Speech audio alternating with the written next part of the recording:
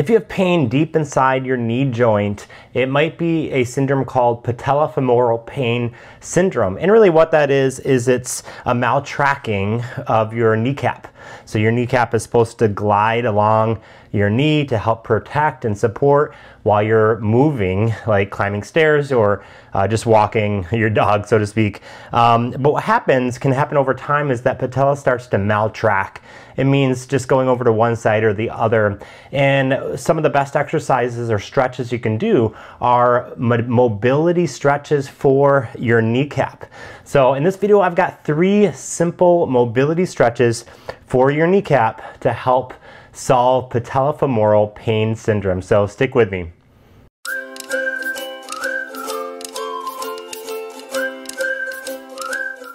Hey, I'm Coach Todd with feelgoodlife.com. If you're new to our community, go ahead and hit that like and subscribe button. We help people over 50 defeat joint pain.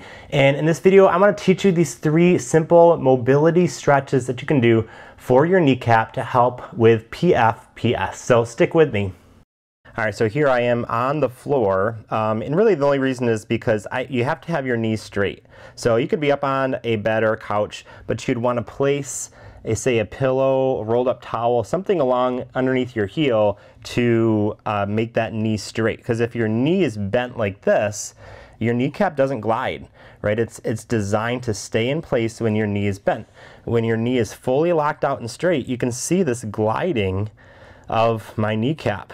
And so this first exercise or mobility stretch is called kneecap release technique. So I'm holding the camera with one hand, but you're going to do this with 2 hands. So place your left hand on your left thigh, and you're going to do this with your thumb. And so imagine I've got two hands. You're going to do the same thing with the other hand on the opposite side. And all you're going to do is press downward. So you can see a little bit of movement in this kneecap. Again, the knee has to be straight. Otherwise, it just isn't going to work, right? If my knee is bent like this, I mean, the kneecap is locked.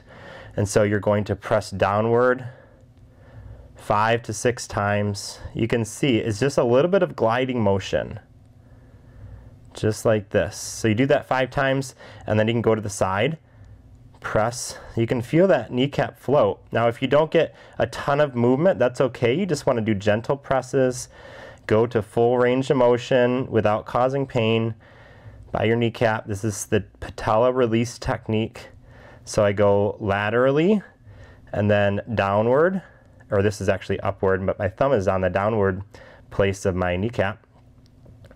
You're pressing, you're just doing gentle presses. And then medial. And so I would do this with my other hand since I'm holding the camera. Actually, I'll just switch. So you can just gently use that other hand. And again, you're just getting some gentle range of motion in that kneecap. Kneecap release technique. So it's essentially go one way, then medial, and then upward, and then lateral. And then you can go ahead and try that on the other side. So that's the kneecap release technique. The second technique is called kneecap shaking, and this is a really good one, especially if you have spasms in your knee or the muscles around your knee or around your kneecap. So what you're going to do is grab it with one hand, and really you're just going to shake, just like this. It feels really good. Same thing, your knee has to be straight, or as straight as you can get it, but you want to see how that kneecap is gliding, and you just shake. See how vigorous I am with this shaking. Camera's probably moving a little bit too. So you can go lateral and medial, just like this. It's not a bouncing back and forth, it's a shake, like that. And then you can go upward and downward. So this is a little bit more difficult, kind of from a, positioning of your hand. It's a little bit more awkward, but you still want to do it this way too. So essentially you're getting this full shake. So you can go 20 to 30 seconds medial to lateral, and then 20 to 30 seconds upward to downward. And again, patellofemoral pain syndrome is often where this patella is maltracking, right? And so maybe the muscles are atrophied on one side, causing the patella to shift over. And so what this is doing is it's loosening up those tendons that's atrophied along that muscle.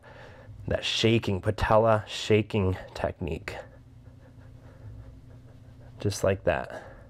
All right, and the third mobility stretch for PFPS is kneecap stretching. So it's very similar to the other two. It's just a slightly different technique.